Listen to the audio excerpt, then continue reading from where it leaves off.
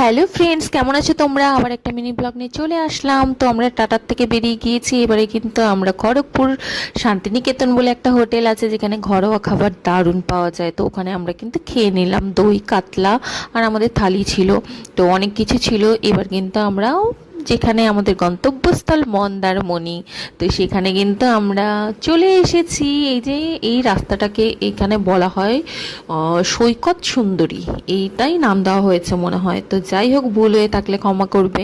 তো আমরা যে হোটেল আগে থেকে কিন্তু বুকিং ছিল, তো ওখানে যাওয়া মাত্র ওয়েলকাম ড্রিঙ্কস দিয়ে দিল। ড্রিঙ্কসটা দারুণ ছিল, ম্যাঙ্গো পান্না এরকম টাইপের। হ্যাঁ, তো তো আমাদের রুম ছিল, রুমটা কিন্তু খুবই সুন্দর, দেখার জন্য আমি এক্সাইটেড ছিলাম। মানে অ্যাটাচ পুল ছিল, তুমি হচ্ছে মানে রুমের সঙ্গে অ্যাটাচ সুইমিং পুল।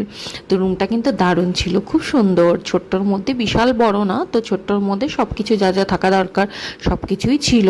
এখানে হচ্ছে সোফা ছিল, একটা টি টেবিল ছিল, ফ্রিজ, মানে এভরিথিং যা যা থাকা দরকার তো সবই ছিল। এবারে আমি তো ভাবছিলাম কখন আমি গিয়ে পুলে ঝাঁপ দেবো, তো একটু প্রবলেম হয়ে গেছিলো, তো আমি স্নান করতে পারিনি। আমি হচ্ছে অন্য, মানে এই পুলে আমার আর স্নান করা হয়নি, হোটেল চেঞ্জ করেছিলাম, দুদিনের বুকিং ছিল, তো তারপর হচ্ছে অন্য হোটেলে চলে গিয়েছিলাম। আর এখানকার বাথরুমটাও কিন্তু ছোটোর মধ্যে খুব সুন্দর, আর একটা মিনি ফ্রিজ ছিল, তুমি যা খুশি রাখতে পারো। এই দেখো অ্যাটাচ সুইমিং পুল, এটার জন্য, এটা দেখেই কিন্তু মালদ্বীপ ভাইবসের এই হোটেলটা, মানে রিসোর্টটা, তো এটা দেখেই কিন্তু আমি অনলাইন বুক করেছিলাম। এবার গিয়ে আমি জামা টামা চেঞ্জ করে, একটু তো ঢং করে হোক যাই করে হোক, একটু মানে নাকা নাকা ভাবে একটু তো ভিডিও শ্যুট করতে হবে বলো।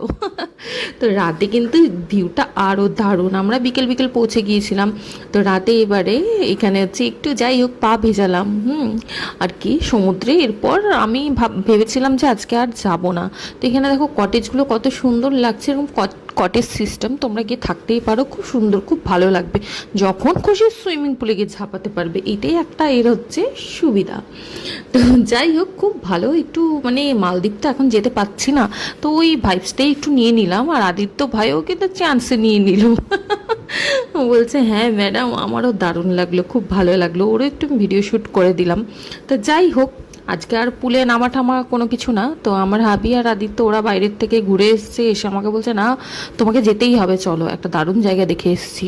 তো মানে আমাদের রিসোর্টের কাছেই এই জায়গাটা ছিল, এই সিঁড়িতে নামতে হবে। তো দেখো কত সুন্দর, মানে সমুদ্রের ঢেউগুলো উঠে উঠে আসছে। তো না গেলে সত্যিই মিস করতাম, আমি প্রচণ্ড টায়ার্ড ছিলাম, যেতে চাচ্ছিলাম না। তারপর না যাই, ঘুরতে এসেছি যেখানে, মানে রুমে কেন বসে থাকবো। তো যাই হোক গেলাম, ওখানে বসলাম, হাওয়া টাওয়া খেলাম। আবার আমার হাবি হচ্ছে তান্দুরি চিকেন আমি পছন্দ করি বলে কোথা থেকে নিয়ে এসছে, ওখানে বসে বসে সেটাও খেলাম। আর ডগি দেখলে তো আমার আদর করতেই হবে। তো চলো আজকের মতো টাটা, বাই বাই।